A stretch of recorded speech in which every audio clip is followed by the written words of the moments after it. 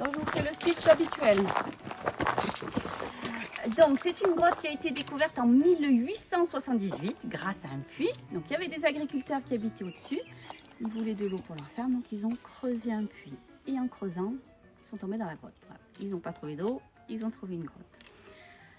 Comme il n'y avait qu'un seul passage, le puits, ce n'était pas évident à chaque fois pour rentrer et sortir. Et vu la configuration intérieure de la grotte, ils se sont dit il doit y avoir une entrée par là. Sauf qu'au départ, ils ont creusé à côté. Dommage. Donc voilà pourquoi il y a cette caverne, c'est pas naturel. Ils ont creusé ça en 1901. Ils n'ont pas trouvé l'entrée, donc ils ont laissé comme ça. En 1953, mes grands-parents ont racheté la ferme. C'était des agriculteurs. Ils venaient du Nord, ils se sont installés ici en tant qu'agriculteurs. Quand ils ont racheté la ferme, on leur a dit il y a une grotte dessous. A priori, ça ne les intéressait pas. Mais voilà, ils ont acheté pour la ferme. Mais un jour d'orage en 55, ils sont allés dans ce trou pour s'abriter de la pluie. Et quand il y a des orages, il peut y avoir des différences de pression atmosphérique et l'air de la grotte va souffler. Donc ils étaient dans ce trou, ils ont senti un souffle qui venait de la roche. Ils se sont dit ça doit être la grotte.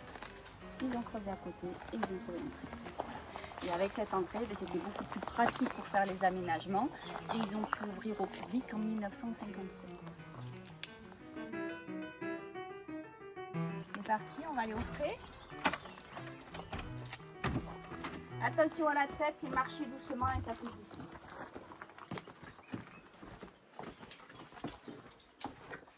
Ça fait vachement plus frais quand même. T'as vu, c'est bon, hein?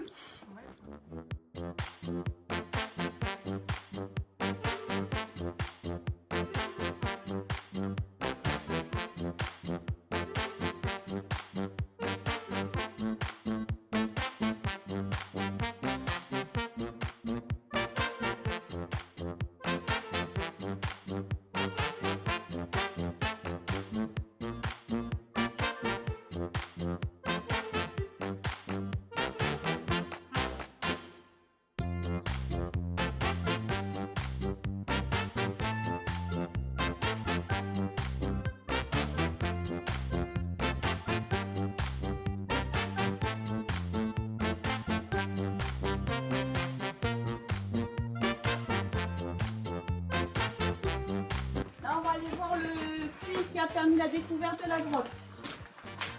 On te suit. On va voir le grand trou.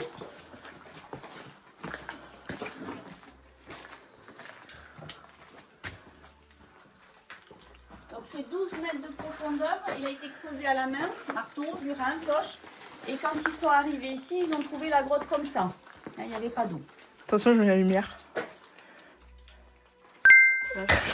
Donc il n'y avait pas d'eau ici en 1878, mais il faut s'imaginer qu'il y a plusieurs centaines de milliers d'années, ici il y avait de l'eau, il y avait une rivière.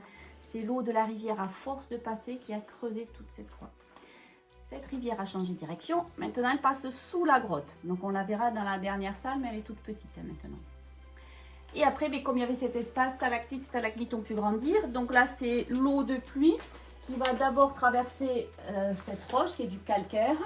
L'eau acide va pouvoir dissoudre le calcaire et le transporter. Quand les petites gouttes d'eau arrivent ici, elles vont pouvoir déposer ce calcaire dissous qui va se cristalliser en calcite. Donc si elle dépose au plafond, ça fait des stalactites, on dit que les stalactites tombent. Et si la goutte n'a pas le temps de déposer la calcite au plafond, elle la déposera au sol et à force ça fait quelque chose qui monte, qu'on appelle une stalagmite. Je fais une sur la tête. Voilà, donc on a l'habitude de dire que ça grandit de 1 cm tous les 100 ans. C'est une approximation, puisque tout dépend de l'écoulement, mais ça grandit plutôt lentement. Et on interdit de toucher, pas parce que ça va casser, c'est solide une stalagmite, mais c'est parce qu'à chaque fois qu'on touche, on dépose du gras. Notre peau est faite comme ça, même si on a les mains propres, on a du gras. Donc on dépose ce gras, et la petite goutte d'eau après ne pourra pas déposer correctement la calcite. Voilà. Donc on garde son gras pour soi, chacun son gras. Voilà, mais vous allez quand même pouvoir toucher un morceau parce que là j'ai une stalagmite cassée, ce qui nous permet de voir comment c'est fait à l'intérieur. Donc ça fait ces cristaux de calcite. Voilà. Donc suivant la pureté, ça peut laisser passer la lumière. Voilà. Je vais le faire sous-peser à monsieur. Attention, tu es assez fort. Voilà, c'est dense, c'est lourd quand même. Un caillou. Vous voulez le porter là? Vous allez voir quand même, par curiosité, vous allez voir. Vas-y. oui, c'est. Ah, c'est lourd quand quand même. même, je T'as dis vu pas n'importe quoi. Elle est costaud celui-là. Ah bah là. Voilà. Ah ouais. Et ouais, voilà. Beau caillou. Très gros caillou tout ça. Et c'est Toi, considéré tu filmes comme une comment ça pierre brille. semi-précieuse, la calcite. Ah ouais? Semi-précieuse, ouais. Ah, je me prends tous les gouttes Tu es devenu un stalagmite. de l'eau, les gars.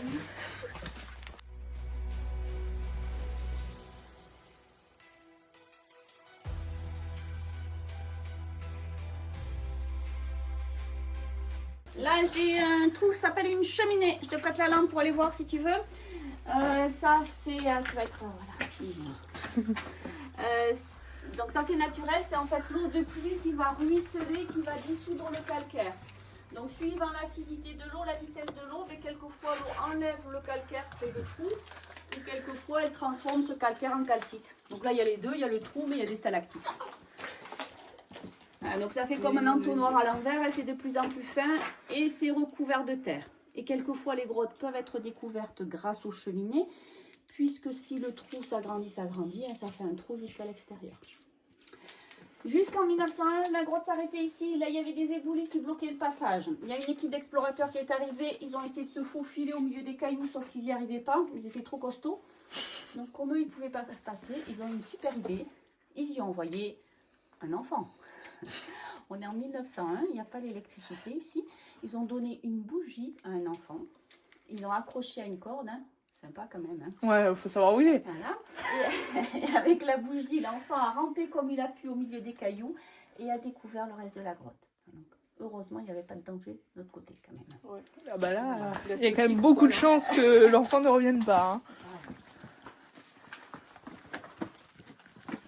Et sachez-le pour le futur, les enfants peuvent être utiles. Ça peut être sympa d'en faire. Voilà.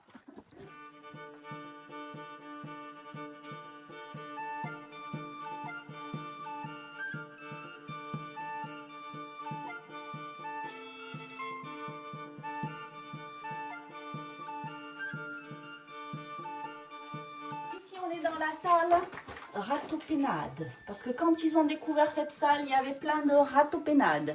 Les ratopénades en occitan, ce sont les chauves-souris. Donc il y avait plein de chauves-souris ici. Maintenant, on n'en a plus qu'une vingtaine qui reviennent surtout l'hiver. Les chauves-souris, ça mange des moustiques, des moucherons.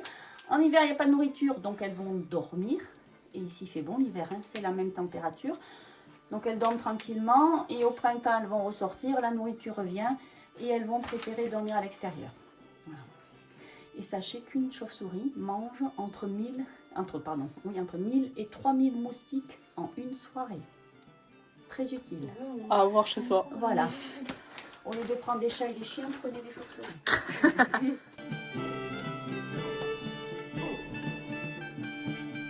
Là, c'est la plus grande cheminée de la grotte. Donc celle-ci avant de déboucher à l'extérieur. Et c'est par cette cheminée que serait arrivée toute l'argile, les cailloux qu'il y a ici. Donc dans les grottes, il y a des moments de vide quand la rivière va creuser. Mais il peut y avoir des moments où ça se remplit, soit partiellement, soit entièrement. Et après, attention, nous avons un dragon de cachet. Il est juste derrière moi. Ne vous faites pas mordre par mon dragon. Regardez les belles dents de dragon. Tu mets le bruitage. Tu feras un bruitage.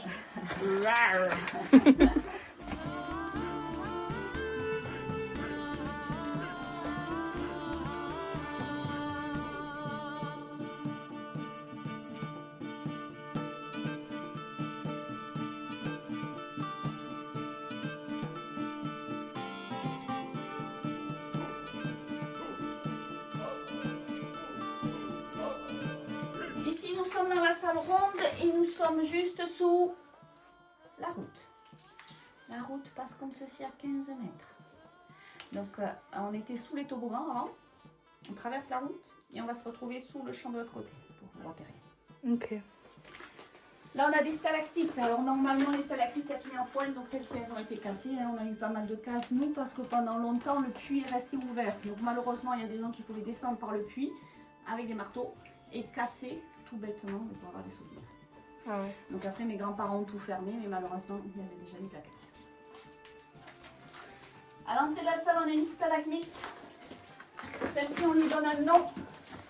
C'est notre tour de Pise. Donc, les étages, les colonnades. Et quand on est sur le chemin, on voit bien qu'elle penche. Et vous avez le grand privilège de voir l'original, puisqu'elle a commencé à grandir avant la création de la tour de Pise. Donc la logique veut, c'est la première. Ici, on a quelques fils, on en verra après des plus gros, ce sont des racines. Il y a des arbres dont les racines peuvent traverser 15 mètres de roche. Donc ça, c'est un nerpron, c'est un petit arbre. Donc il y a beaucoup plus de racines que d'arbres dessus. Donc après, on en verra des plus grosses. Quelquefois, on dirait des câbles, mais quand ça a une couleur orangée, ce sont bien des racines. Et quand les stalactites rejoignent les stalagmites, on appelle ça des colonnes. Donc là, on va voir de jolies colonnes.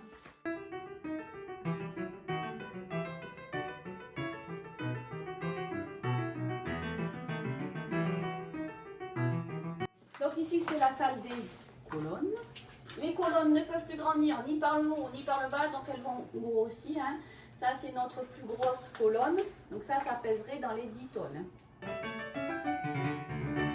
On a un beau plafond avec plein de stalactites qu'on appelle des fistuleuses.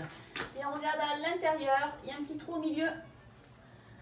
Donc la petite goutte d'eau va pouvoir passer par le canal.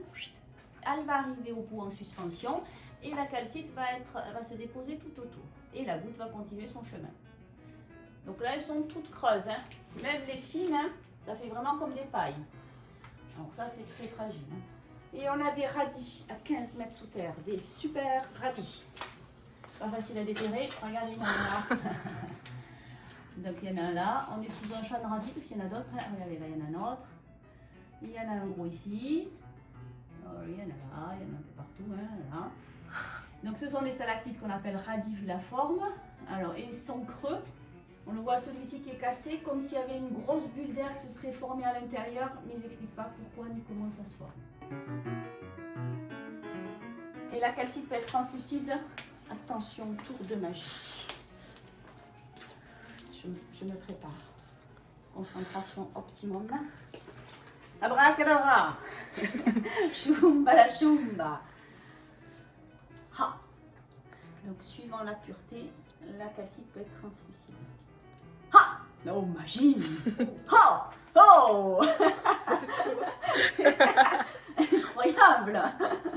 Voilà, donc la pureté, on le voit là, vous voyez là ça passe, mais à côté ça passe pas, donc ça dépend vraiment de la qualité de la calcite et aussi de la grosseur.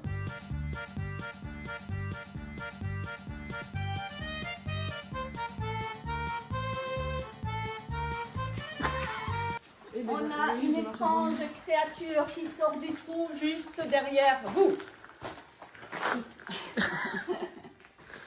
Ça s'appelle des draperies. C'est toujours nos petites gouttes d'eau, sauf que là, la petite goutte d'eau, au lieu de tomber, elle arrive par le trou. Elle va tout simplement glisser le long de la roche et déposer la calcite tout le long. Donc c'est la même matière que les stalactites et les stalagmites, hein, sauf que c'est l'époulement qui est différent. C'est vrai qu'on dirait un coup. Hein, c'est bizarre de trouver comme ça. On en a d'autres là, suivant où ça s'écoule, ça fait des formes un peu différentes. Et vous en avez après là des verticales, c'est le même principe. Ici on est dans la salle Margoutin. Margoutin c'est le nom d'un prêtre, un érudit ici dans Lot-et-Garonne qui a fait plein de choses, dont s'intéresser à cette grotte. Si vous faites d'autres grottes touristiques, on parle souvent des prêtres, tout simplement parce que les grottes qui ont été découvertes au 19e siècle, début du 20e, comme les grottes sont dans les campagnes, dans les montagnes, dans ces endroits-là, à cette époque-là, les seuls qui étaient allés à l'école, c'était les prêtres. C'est eux qui avaient le savoir et aussi le temps. Donc certains prêtres ont pris le temps d'aller sous terre, d'étudier la géologie ou la préhistoire suivant les endroits.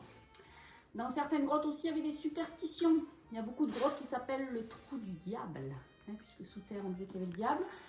Surtout que l'hiver, il y a de la fumée qui sort par ces trous bizarres. Hein. Ou par le puits aussi, la fumée, c'est juste de la vapeur. Hein. Mais bon, quelquefois, il pouvait y avoir des craintes par rapport à ces trous. Et quelquefois, on envoyait le prêtre hein, au cas où il brillait le diable.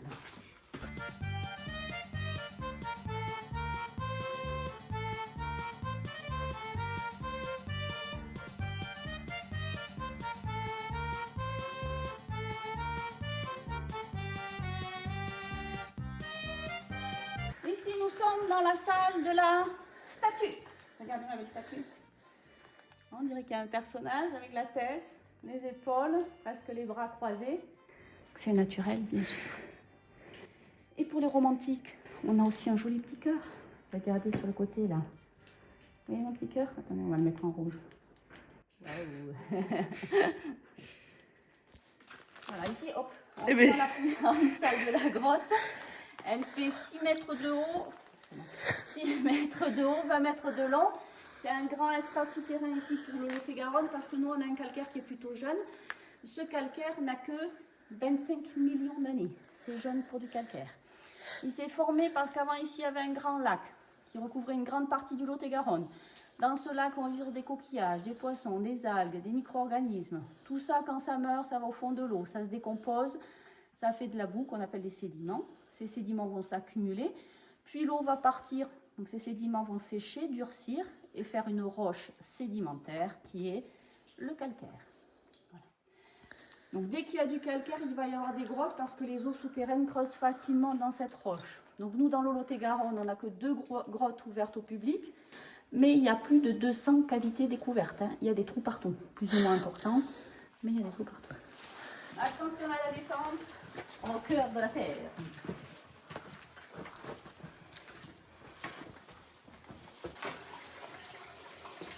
Et voici notre grotte. Donc cette eau avant était dans la grotte bien plus puissante hein, à certaines époques. Mais il y a des époques, elle pouvait aussi couler comme ça dans la grotte. On parle de plusieurs centaines de milliers d'années. Il y a eu aussi d'énormes changements climatiques auparavant. Donc cette eau maintenant passe dessous. Et même si elle est toute petite, elle continue son travail. Hein. À force de passer, elle enlève du calcaire et elle creuse une autre grotte dessous. Donc là, on ne dirait pas, mais sous la salle de la statue jusqu'à la salle ronde, hein, il y a des passages, on passe facilement à 4 pattes. Alors c'est pas énorme, hein, mais tout continue tranquillement dessous. Et après, on voit cette eau ressortir dans le petit bois après l'entrée. Cette eau, il y en a une partie qui arrive dessous là, mais on ne la voit pas, et une partie qui arrive ici. Et là, il y a des spéléologues qui ont réussi à passer par le tout petit trou là, en rampant, en se faufilant, en s'enfonçant dans la boue et en se tortillant dans tous les sens. Ils ont réussi à faire une vingtaine de mètres. Et pendant leur expédition, ils ont trouvé dans l'eau des silex taillés et des morceaux de poterie. Mais bon, ils pensent que c'est l'eau qui a emmené ça, parce que nous, on n'a aucune autre trace d'ombre préhistorique dans la grotte. Il n'y a pas de peinture, pas de règle de feu, de pas, rien. Donc les ombres préhistoriques ne sont jamais venues ici. La grotte avant continuait, puisqu'il y avait une rivière. Hein. Donc l'eau arrivait par là, on voit la voûte hein, de la grotte, sauf que ça s'est rempli par cette argile. Là, il y a des spéléos qui sont passés pour essayer d'enlever, parce que c'est un bouchon d'argile, hein, donc pour désobstruer, pour enlever cette argile. Ils n'y sont pas arrivés. On a même fait venir une machine dans le champ dessus pour faire des tout petits trous plus loin, voir si en creusant on tombait dans une salle. Alors ils ont senti un peu de vide, mais honnêtement pas assez pour qu'on se lance dans de grands travaux. Donc maintenant pour sortir vous avez le choix, soit vous creusez, soit vous faites demi-tour. Tu veux creuser? Oui, tout à fait ton genre de creuser toi. Je vais creuser moi.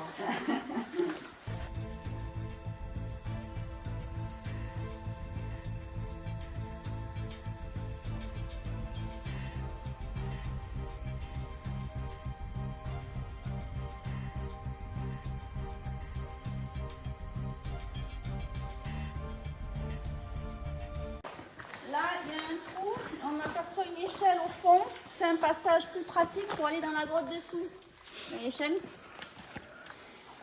Plus pratique. Oui. Mais l'autre, il fallait ramper, là non. Bon, c'est pas... ouais, mais bon, c'est quand même plus pratique. Donc là, ça amène un premier palier, il faut redescendre encore et on accède donc là où il y a l'eau. Donc on dit que le réseau actif est dessous puisqu'il y a l'eau qui creuse. Ici, on appelle ça le réseau fossile. Okay. Là, on voit sur la paroi que les stalactites, stalagmites peuvent avoir différentes couleurs. La couleur va dépendre de 2 choses. Déjà de ce que l'eau va rencontrer en traversant le sol. Si y a de la terre ou d'autres minéraux, ça peut colorer la calcite. Et la couleur aussi va changer avec l'âge, le temps. C'est-à-dire que la calcite pure et récente va être blanche, mais après, au fil des siècles, elle a tendance à prendre une couleur écrue caramel. C'est pour ça que souvent les plus petites sont plus claires, parce que plus récentes. Et cette salle s'est agrandie, non pas parce qu'il y avait de l'eau jusqu'au plafond, mais parce qu'il y a eu des éboulis. On le voit bien avec ce rocher, vous voyez, il y a des stalactites dessus. Ça veut dire que ce rocher avant était au plafond et boum, badaboum, il est tombé. Comme tout ce qu'il y a sur les côtés. Ici, on est sous le champ. Le champ, il est en forme de cuvette. Donc, quand il pleut, l'eau va aller dans la cuvette. Et ça fait des marges, quelquefois. Cette eau va traverser le sol. Et en traversant, si vous regardez, elle a formé toutes ces cheminées. Ce qui a fragilisé ce plafond qui est tombé. Mais c'était encore une époque où la rivière pouvait passer et la rivière en passant a enlevé ce qui était au milieu. Du coup, il n'y a plus de risque d'éboulement. Alors pour l'instant non, mais dans quelques milliers d'années ici, c'est voué à faire un gouffre, hein, puisque Ouais. ça va s'agrandir, ça va retomber, et ainsi de suite. Quoi. Ouais. Mais on a le temps de ressortir. Ouais. On a des aliens, oui, ils sont parmi nous, dans le trou. Là. On a des... regardez, ça fait des tentacules d'êtres fantastiques. Attention quand même. Tignan, faire un petit sourire à la caméra.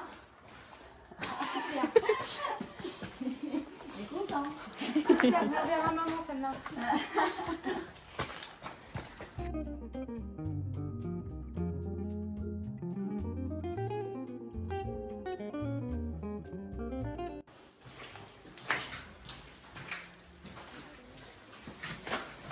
On a les stalactites qui tombent, les stalagmites qui montent, on est d'accord? Mais celles qui sont horizontales. Bizarre. Ça, en fait, ce sont des stalagmites. Elles n'ont pas grandi comme ça. Elles ont grandi sur ce rocher, mais ce rocher avant était au sol. Les stalagmites ont bien grandi droite sur le rocher. Sauf que le rocher a basculé. Donc toutes les stalagmites sont devenues penchées. Et après, d'autres stalagmites ont grandi dessus. Voilà. Donc ça a bougé parce qu'on a la rivière en passant dessous. Elle a fait bouger le sol ici. Et il y a des rochers qui ont basculé. Et c'est pour ça aussi qu'on a des colonnes cassées. Voilà, ça c'est parce que c'est le sol qui a bougé à une époque.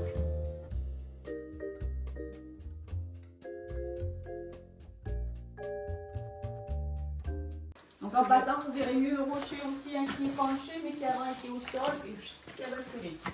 Ah oui.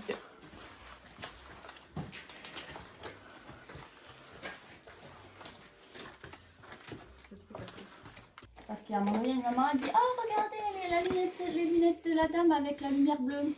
Les enfants, tout le monde met la lumière bleue. » Donc c'est bizarre. Regarde ça beau comme c'est beau. Attends. Le... Hey, Eh, ça brille. Ça fait stylé. Eh, C'est trop bien. Oui. C'est génial. Le genre fluorescente. Bah, au cas où, hein, dans le noir, tu sais. Si tu fais une soirée fluo.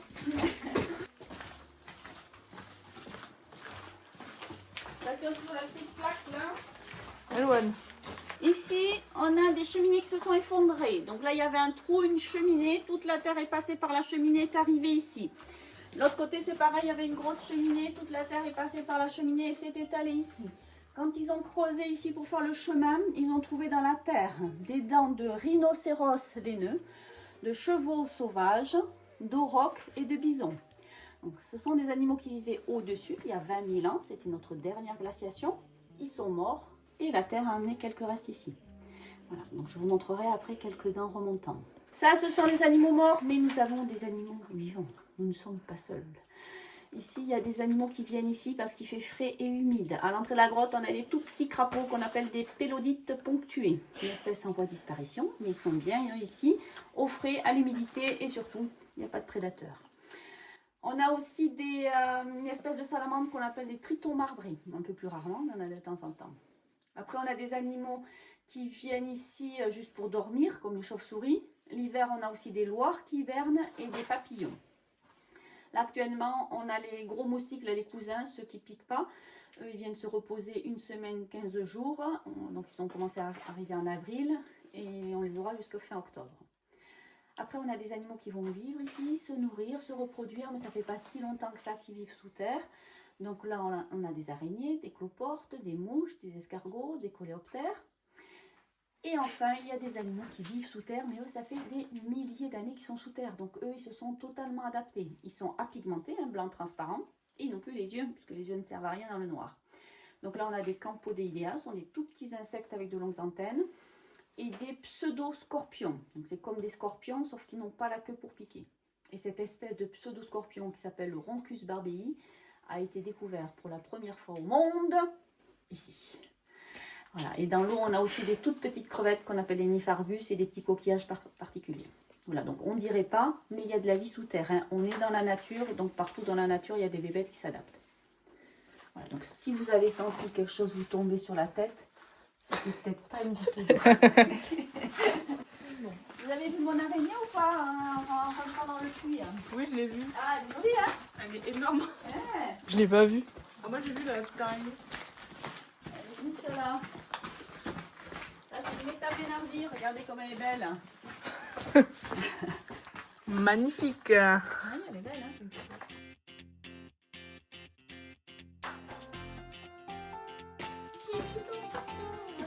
En rouge, elle fait peur. Enfin, déjà qu'elle fait peur en fait. Ah, mais je l'avais pas vu de profil moi. Focus. Tilian, fais-toi piquer, c'est Spider-Man. La colonne. Comment ça? On veut pas les yeux. Si tu veux, les deux comme ça et le floup. Ouais. Ouais. Ouais, pourquoi pas. Ouais, c'est une très grande vision quand même. La vision, elle est. Non, mais regarde, en vidéo, c'est vrai que ça rend. On dirait qu'il a des grandes dents, genre. Mais regarde-moi ça, deux yeux et des grandes dents.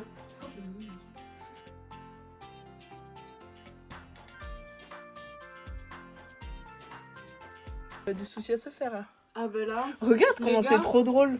Les gars, Natura Géographie, attention, ils ont de la concurrence. Regarde là, les gouttes, ça fait du. Juste là. On dirait de l'or et de l'argent. Oui, genre. je vois, mais je vois pas. Je vois pas la cam. Je suis un caca. Oh là, c'est de la drogue là, carrément. C'est de la drogue. Quoi? La coque. Je pense que c'est des champignons. Touche pas! C'est bon, je vois. Tu l'as? Oui. Je l'ai.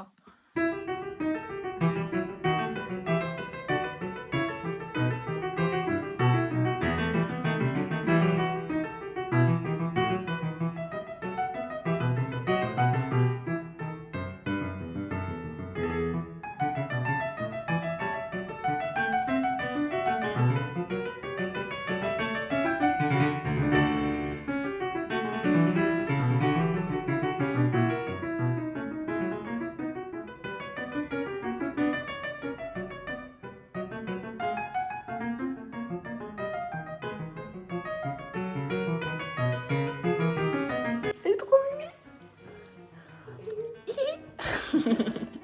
Les chicots. Les chicots. Nous les avons ici.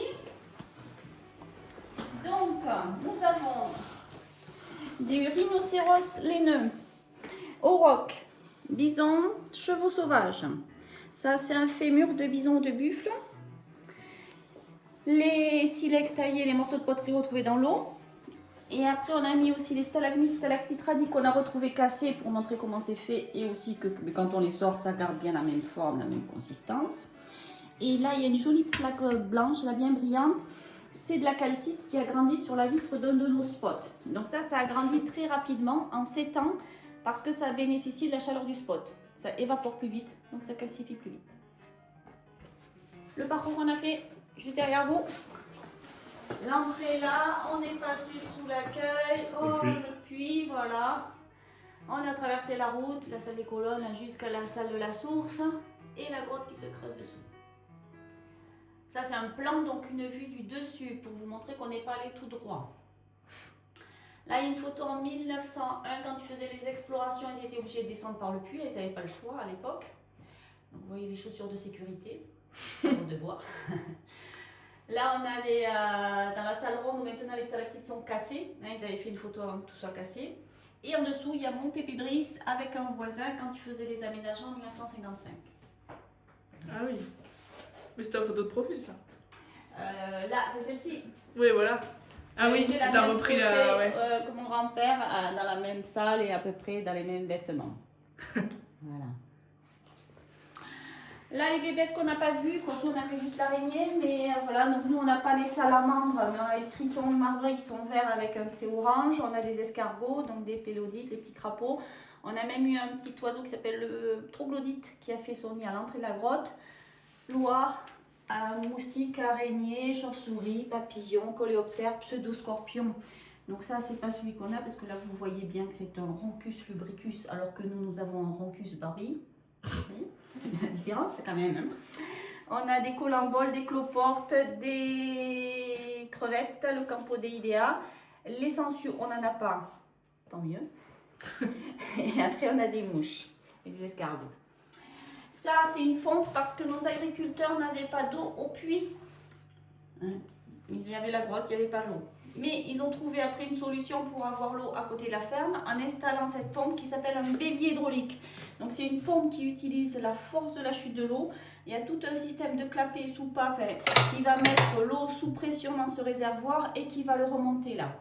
Et c'est ce qui fait fonctionner le brumisateur qui est juste là, derrière dehors. Ok. Je vous montre aussi le parcours qu'on a fait de l'extérieur.